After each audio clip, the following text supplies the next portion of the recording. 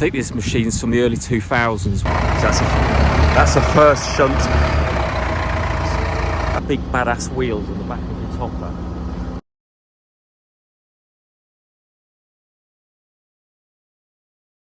So why is the crawler in the workshop? Well, it doesn't normally come in here much, but it had an oil leak on the back and we couldn't see where it was coming from. And so we blew all the muck out the back, and it is a bit of a muck magnet. So behind everything in here is tin covered, and we blew it all out. We thought it did a good job, and anyway, brought it in, took some more covers off, and we've got another at least 2 wheelbarrow fulls out of it. But that muck over winter hangs wet and basically rots the pipes on top of the transmissions, and it has 2 of these little steering pipes going above the. But sits on top of the transmission, deep under this linkage arm frame. So much so I couldn't even film it. It was so fiddly. Anyway, it sits wet and corrodes the steel pipes. So the paint flicks off, and where the paint flicks off, it just eats into these little steering pipes. So obviously, when you steer, it spews oil. Anyway, put some new ones on. They came properly painted actually, so it must be a known problem. And when you look on the internet, everything on there's barely any information on these things, which is a bit annoying. So they must have the post taken down or whatever, so you can't really learn a lot. But anyway, new pipes on, so that should be less of an oil tea bag. You can see from the colour of the dust that's come out, it's been absorbing the oil up. Good morning. I have sample bags everywhere. We've been sampling largely for the last couple of weeks, really. The reason is we're just trying to keep an eye on how much. Oh, the washing machine's just kicked in. And the reason why we're doing this is to monitor the dry matter of the potatoes, and then we can gauge burn off.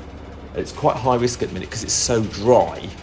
The dry masses can get high quickly. We want them at no more than 21.5.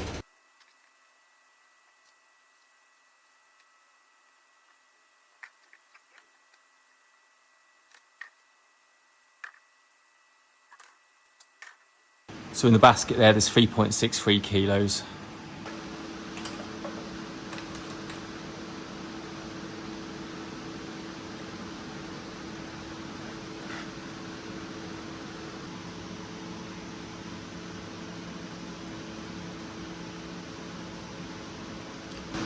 So what to do now is, this was plumbed a minute ago. Pop it off there.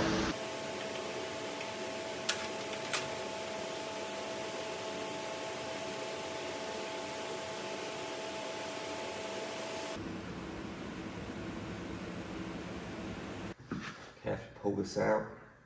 Just got to be careful to take the weight of the basket, because it's, you know, obviously not a dead weight once it leaves the water. So there we have it. Well, there's a blow. So they have been creeping up quick this week, and it doesn't surprise me, Frank, with the heat and sun and wind. The wind is the driver, so it's pulling the moisture out of the leaves. It's using the energy of the potatoes as the sort of moisture source. So, oh dear, that is a shame. So we're gonna have to knock these on the head. Perhaps not the most fascinating to watch, but for us it's the difference between flailing the crop off or not, and that's yield or not, or a crop you can sell or not. So dull as it may be, it's bloody important. Just got to do these now.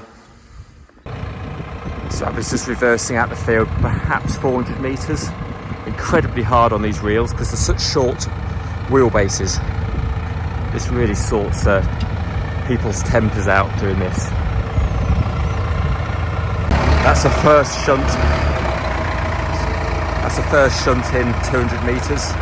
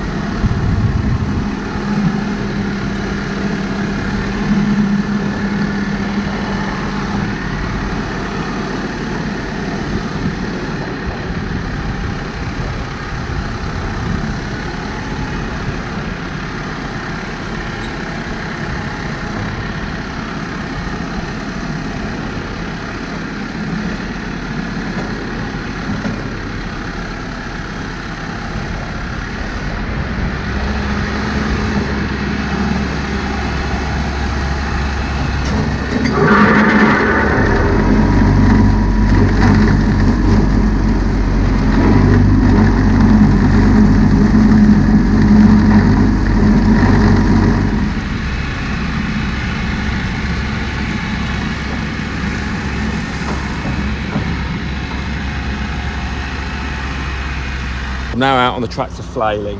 Why am I doing this? Not for fun. So the band, as we know on the last video, the band Reglo, and that was the go-to of choice desiccant after we lost acid. But now we've lost Reglo, we have to revert to mechanical means of smashing it to death. What I'm finding today is this. With the stressy weather we're having, could you see that's got new chits forming? And that's going to be delightful for storage, I'm sure.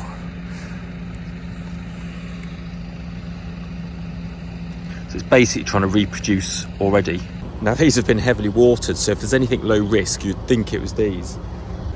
So I've had to back these rows over these cross rows, and we don't like wasting land area when we rent land. So I'm just covering these up. Here's another good example. Trying to throw new tubers. Yes. I don't know the ramification of this yet. I'm just pulling these out of the way because they're going to go green. I'll bury them in here. Look there. Look.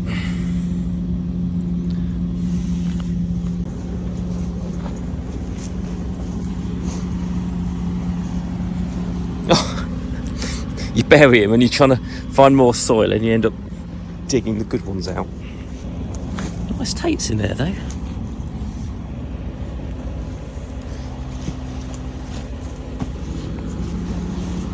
One of the annoying side effects of using the clapper or topper is the woof and the draw from the air dislodges the dry soil, and you get an element of them which is really frustrating because they'll end up going green in the next 3 weeks and stock feed. So they're a real shame. But equally, again, can you see the chits on them? That's proper frustrating.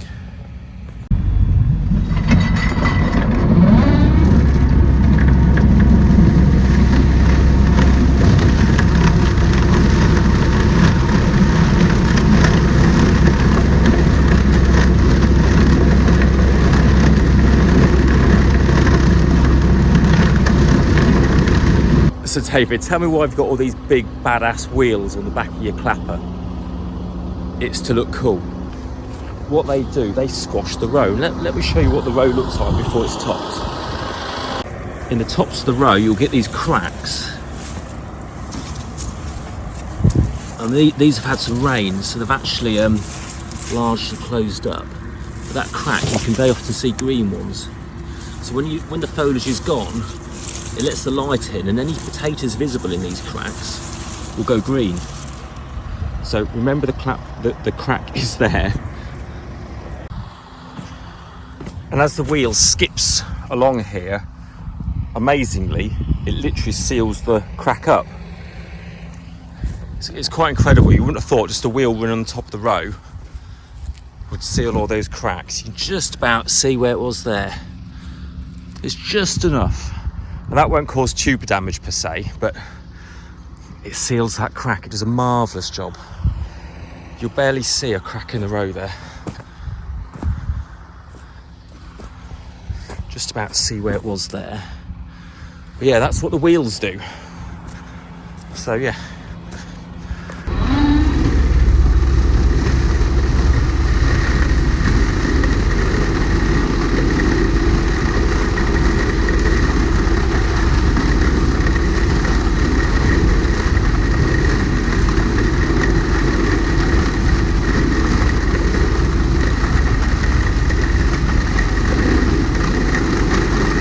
And what we try to do with the topper when it's running is just leave enough foliage on, just enough stem. It's quite tricky, you know, it's millimetre perfect. Just enough stem so the spray of Spotlight will give next. I think it's Spotlight. Has got somewhere to land on and go into the plant to cause a little bit of desiccation, not a lot. Spotlight's only half a job. Topping has its positives in that the harvest has less to deal with. You don't have to have a topper on the tractor most of the time. But the big negative of that is row interaction. And this is dry topping as well. If you're wet topping like parts of last year, where you're putting the tractor in the row and literally you're making ruts and damage, That's just pure cringe. But you just hope each year you don't have to do that. But we did last year. Because as you can see where the 320 row crops were. It's only just on the side of the tubers. So if you've got a topper on the back, why do you need one on the front? Well, let me explain. Zooming down there, you may just be able to see, but it's just snipping off the tops or the horn a little bit longer than the rear one, just to stop the wheels pinching the horn down the side of the row and pulling the horn out of the tuber, because that could cause, or it could allow infection into the tuber, and that will mitigate that hopefully. So the secondary benefit is a bit of weight, so when that's lifted on the end, it counts as the rear chunk of a machine as well, because it can be a bit rear heavy, this thing.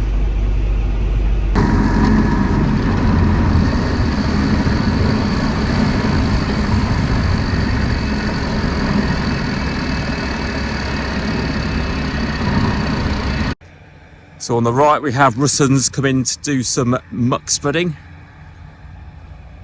They seem to get over the ground real proper quick, so no doubt it's going to smell very much soon. And on the left we have Harry. We're just dialing in this converter we bought last year off Les Carter. Setting some levels and some depths, and yeah, we never really had a chance last year to get dialed in, so actually with such a simple little machine, it's doing a cracking job.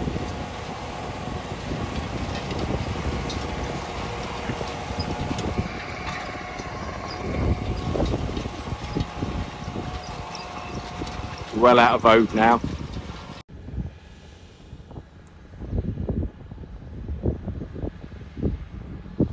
So I think this machine's from the early 2000s, when Caverland had a lot of these machines out once upon a time.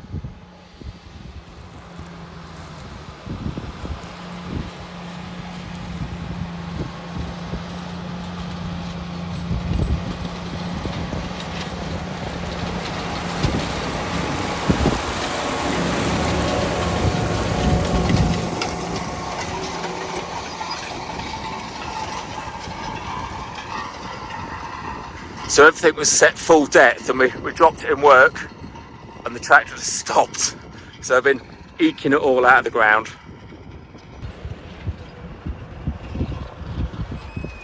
So this man on the loading shovel is going to be busy. So how does it smell, David? Like hooey soap. I can't get over how quiet that loading shovel is. Got Grimmy out at the minute, or Grimmer. It's just day 4 of doing the harvester now, so he's worked from the front all the way back, and now he's on to the webs. You've got to watch it because there are lots of face smashers. Yep, worked methodically through it. Rollers, side guards, and it. And left with the webs now, which is probably just under a day's work. Yeah, we've been nicely ready for this year.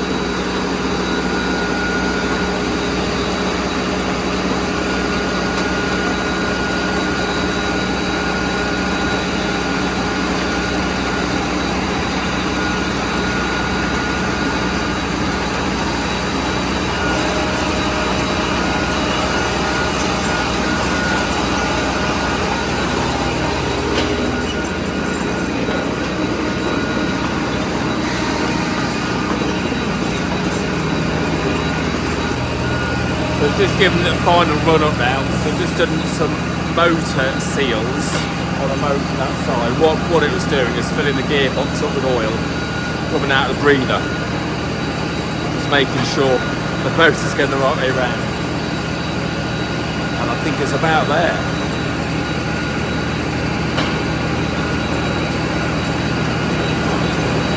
A lot of little components to actually be right.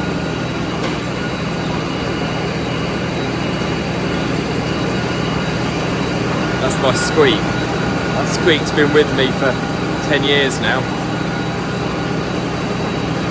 I think it's hydraulic noise, but it drives you mad when you're up there though.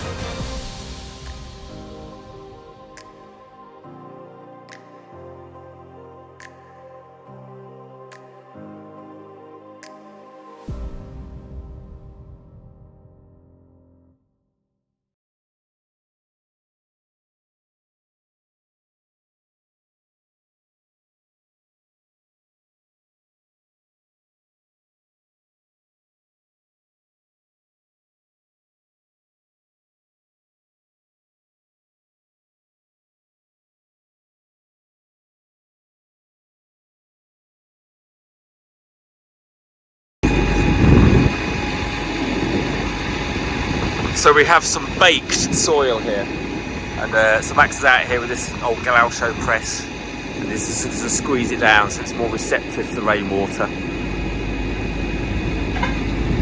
when we get it.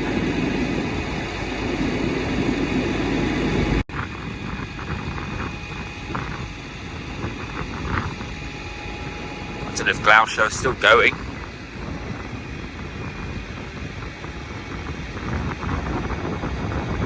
So in the clay holes, or black holes, on the side of the black holes we've got clay shoulders, and this is kind of what we're up against. This is a little one, this is one I can carry, but they're rock hard.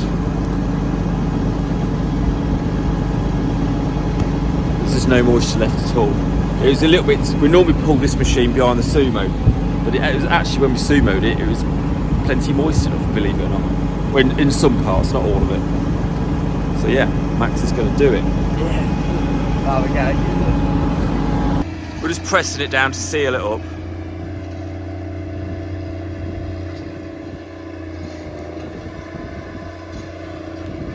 There's no cultivation going on now. We're just trying to seal this soil up a bit. So the DD ring is probably one of the greater things in farming inventions in the last 20 years, really, probably a little bit before.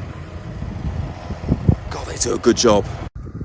So George carried this yesterday, and the reason why I carried it it's just had sewage sludge. You can see there all the little black bits. That's the sewage cake, is it? But it's more like sewage slop. The spreaders really put it on. Well, these budding 20 tonnes or 15 something or other.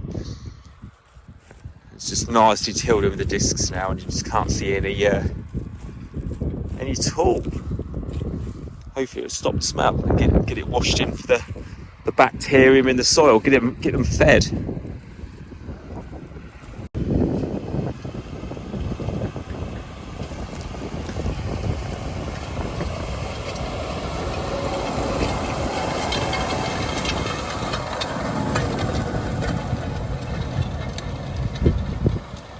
Doing a great job there. See Max in the background.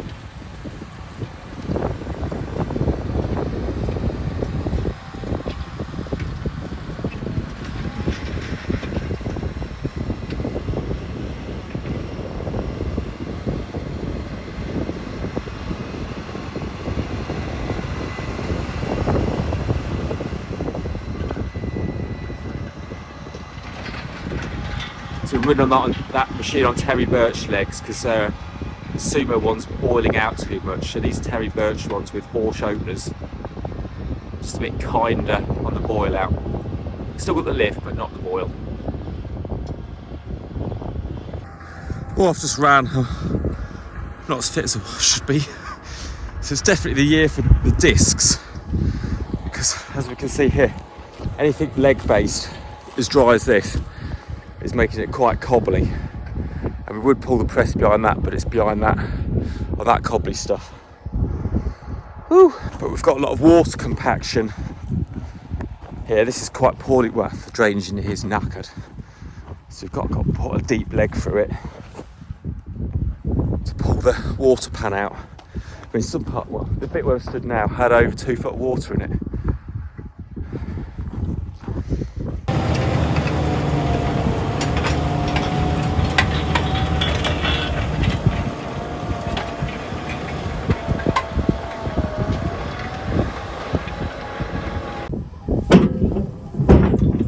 So what's going on today? Well, the Magnum's at a bit of a funny angle, so I have to get it back to the yard, because when times are better we'll put new tyres on that tractor. So yeah, these old whatever they are, Barham, I've given up. We've been struggling with it, well, for the last 2 years. Yeah, the front ones are no better. I put an air in these tyres with a big hydrovane compressor, and it was coming out equally as fast. So there's a clue there. And now it's been round flat, it's proper dead now.